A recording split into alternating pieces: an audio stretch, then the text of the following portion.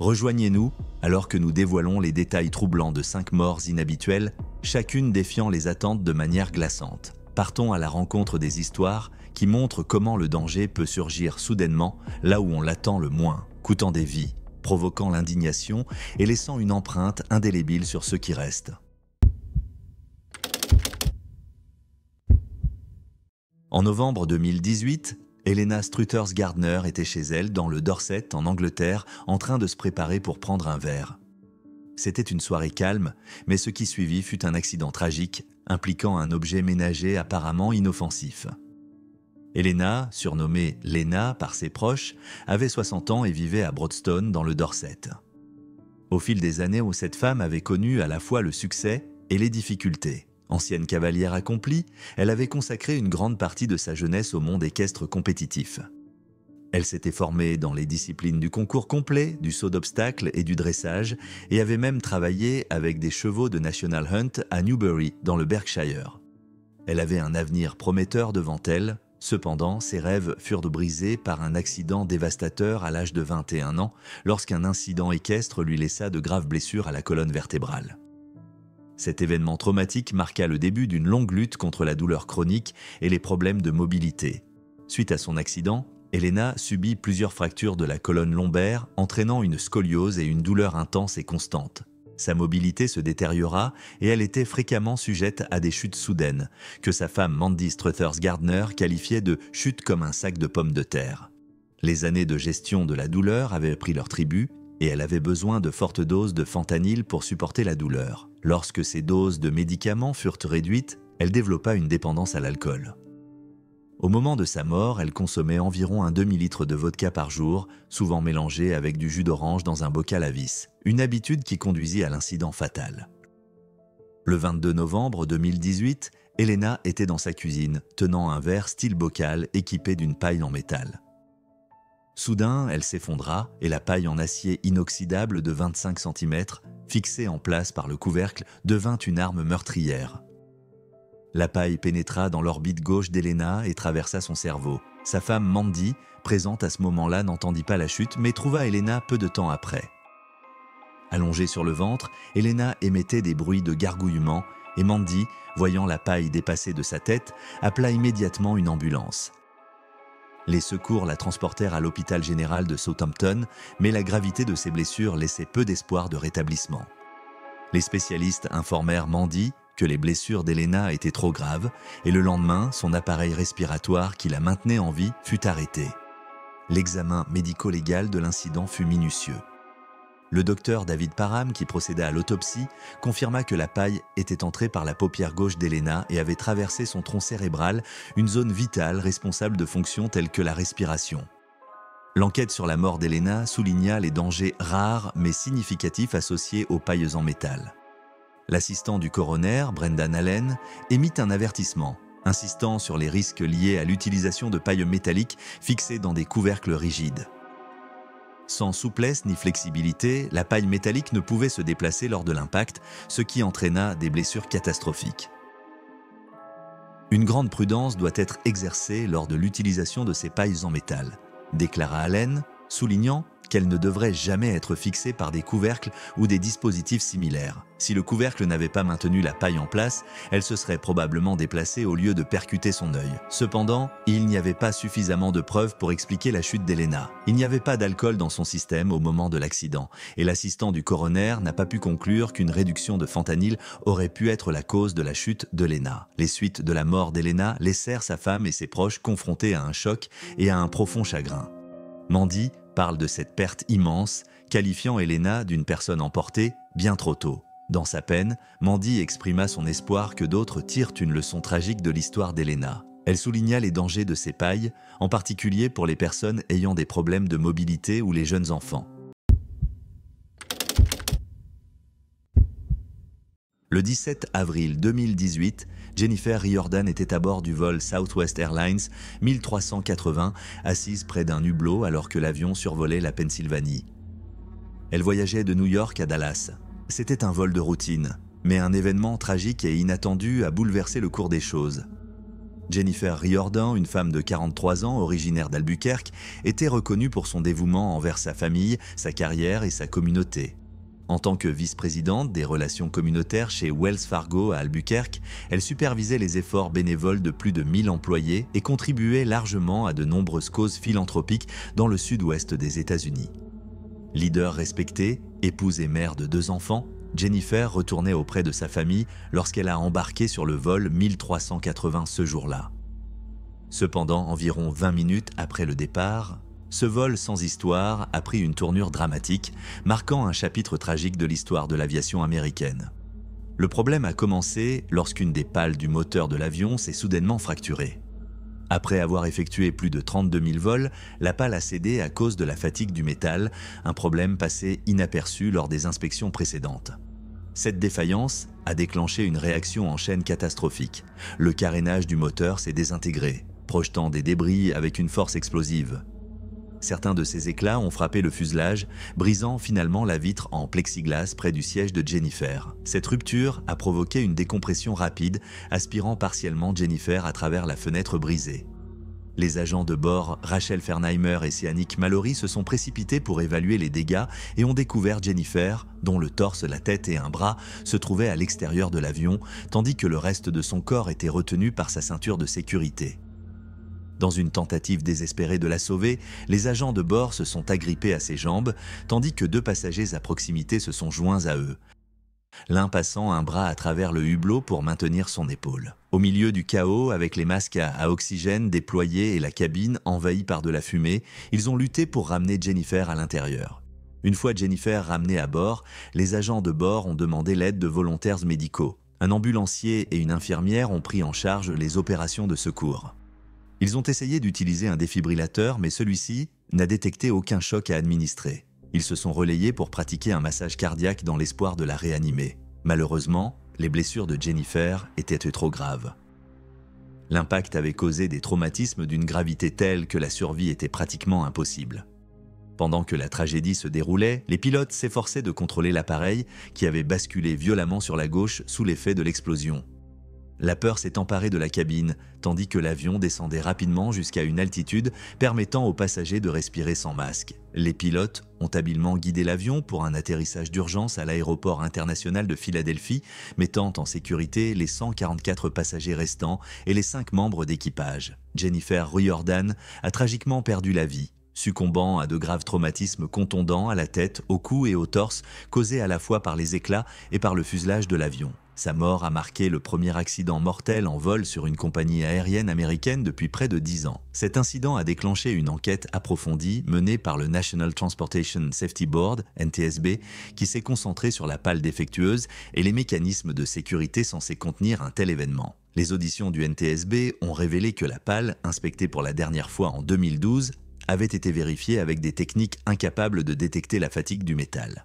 CFM International, le fabricant du moteur, considérait initialement les pales comme quasiment indestructibles, sans limite de durée de vie. À la suite de l'accident, CFM a recommandé des méthodes d'inspection plus avancées, telles que les tests par ultrasons et courants électriques, capables de détecter les fissures microscopiques. Ces inspections, désormais obligatoires, ont déjà conduit au remplacement de plusieurs pales présentant des signes de fatigue. Dans une déclaration, le mari de Jennifer, Michael Riordan, a exprimé son espoir que les leçons tirées de cet incident permettront d'éviter de futures tragédies. Les collègues et membres de la communauté de Jennifer se souviennent d'elle comme d'une leader bienveillante qui inspirait les autres à redonner à leur tour. En mémoire de Jennifer, la famille Riordan a créé la Jennifer Riordan Foundation, dédiée à poursuivre son héritage de gentillesse et de services communautaires.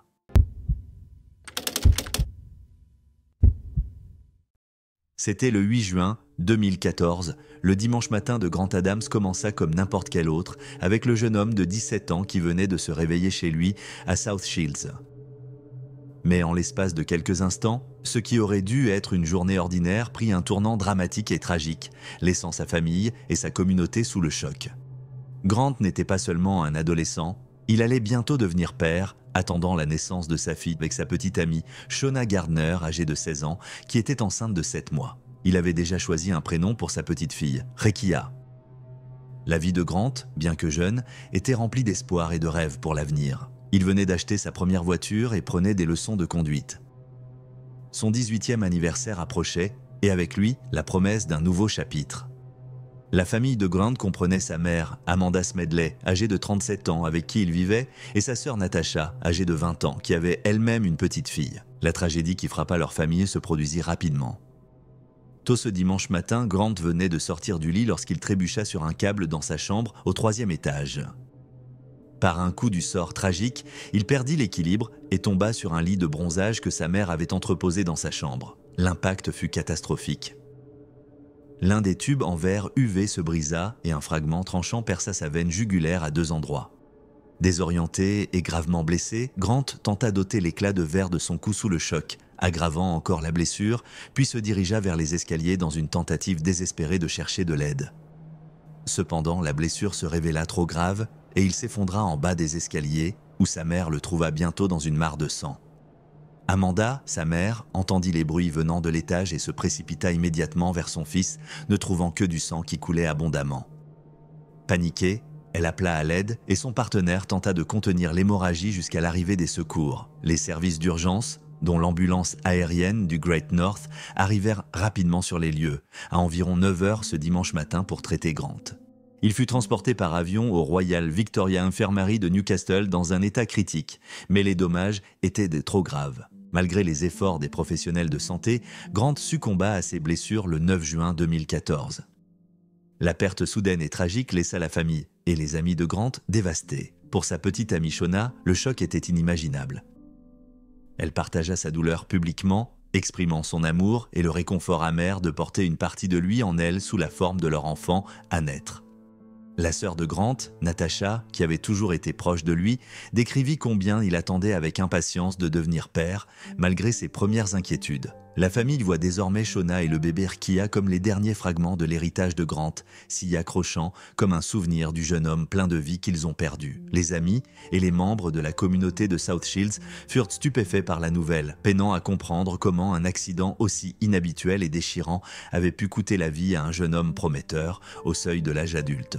Grant avait toujours été connu comme un adolescent énergique et actif, passionné de boxe et appréciant le temps passé avec ses amis et sa famille. Sa sœur Natasha expliqua comment son frère avait déjà survécu à de nombreux accidents auparavant, y compris des chutes de moto et d'autres incidents typiques de l'adolescence, et qu'il semblait impensable qu'un accident aussi inattendu qu'une chute sur un lit de bronzage puisse être fatal. Les organes de Grant furent donnés après son décès. Sa famille trouva un certain réconfort en sachant que son dernier acte serait d'aider d'autres personnes, bien qu'ils luttent avec l'ampleur de leur perte. « Ça aurait été ce que Grant aurait voulu », dit Natasha. « Il y a des gens qui attendent des transplantations et j'espère que les organes de Grant aideront quelqu'un d'autre. Nous ne voulons pas qu'une autre famille doive traverser ce que nous avons vécu. » C'était l'été 2011. Chris Staniforth avait passé d'innombrables heures à faire ce qu'il aimait le plus, jouer aux jeux vidéo. Chris n'était pas étranger à l'idée de se perdre dans ses mondes virtuels préférés, parfois jusqu'aux premières heures du matin. Cependant, cette nuit-là, quelque chose était différent et le jour suivant allait devenir une tragédie. Ce qui avait commencé comme une matinée normale pour le jeune joueur allait rapidement se transformer en un drame et en quelques heures, la vie de sa famille allait être changée à jamais. Chris, un jeune homme de 20 ans, originaire de Sheffield en Angleterre, était bien connu de sa famille et de ses amis en tant que joueur passionné. On le trouvait souvent assis devant sa Xbox, plongé dans des jeux comme Halo, parfois pendant jusqu'à 12 heures d'affilée. Sa passion pour les jeux vidéo n'était pas qu'un simple passe-temps, c'était aussi l'aspiration de Chris. Il avait récemment été accepté dans un programme de conception de jeux à l'université de Leicester, où il espérait transformer son amour des jeux vidéo en une carrière. Son père, David Staniforth, se souvenait que Chris vivait pour sa Xbox et que son rêve avait toujours été de créer des mondes tout comme ceux qu'il adorait explorer. C'est cet engagement inébranlable envers le jeu qui amena Chris à passer des heures entières assis à son bureau, ne prenant presque jamais de pause ou ne se déplaçant que rarement. Ce que sa famille et même Chris lui-même ignoraient, c'était le danger silencieux et caché qui se cachait derrière cette inactivité prolongée. Une nuit de 2011, Chris était probablement resté éveillé toute la nuit, comme il le faisait souvent, absorbé par ses jeux. Le matin venu, il devait se rendre à un centre d'emploi local avec un ami pour discuter des opportunités de carrière, un petit pas vers la construction d'un avenir qu'il avait déjà commencé à préparer. Cependant, ce matin-là, En attendant devant le centre d'emploi, il ressentit une sensation de serrement dans la poitrine. Son ami se souvint plus tard que Chris avait ressenti des douleurs étranges, mais n'y avait pas prêté attention. Chris laissa tomber un paquet de chewing-gum, il se pencha pour le ramasser et soudain il commença à convulser. Paniqué, son ami appela une ambulance, mais malgré la réponse immédiate des secouristes, ils ne purent le sauver. Lorsqu'il arriva à l'hôpital, Chris avait succombé à une affection généralement associée aux voyageurs de longue distance, la thrombose veineuse profonde ou TVP. La TVP survient lorsqu'un caillot sanguin se forme dans une veine profonde, généralement dans la jambe, à cause de longues périodes d'immobilité. Dans le cas de Chris, le caillot s'était formé pendant ses longues heures de jeu, assis sans bouger, dans une position statique. Tragiquement, le caillot s'est ensuite déplacé jusqu'à ses poumons, provoquant une embolie pulmonaire, un blocage dans l'artère principale qui délivre du sang oxygéné aux poumons. Il s'agit d'une affection grave qui, si elle n'est pas traitée, peut être fatale. Pour Chris, la découverte de cette condition était dévastatrice mais trop tardive. David, le père de Chris, dut faire face à la perte de son fils.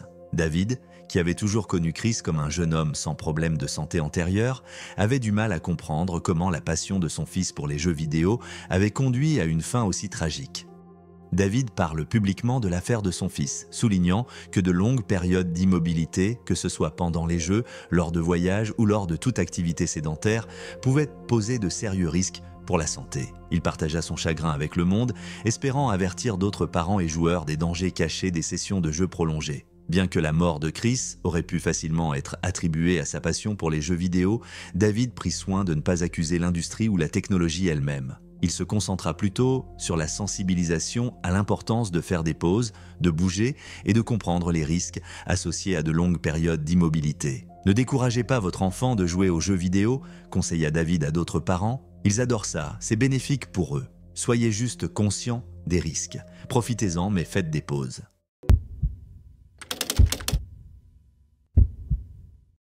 Tard un soir en 2020, alors qu'il tentait de disperser un combat de coqs illégal dans son pays natal, les Philippines, le lieutenant Christian Bolok se retrouva face à un danger inattendu. Alors qu'il s'apprêtait à confisquer l'un des coqs, un seul geste fatal changea tout. Aux Philippines, les combats de coqs, ou tupada, occupent une place culturelle profondément enracinée, traditionnellement associée aux rassemblements et aux célébrations. Cependant, ces combats comportent également des risques importants, non seulement pour les oiseaux, mais aussi pour les participants humains.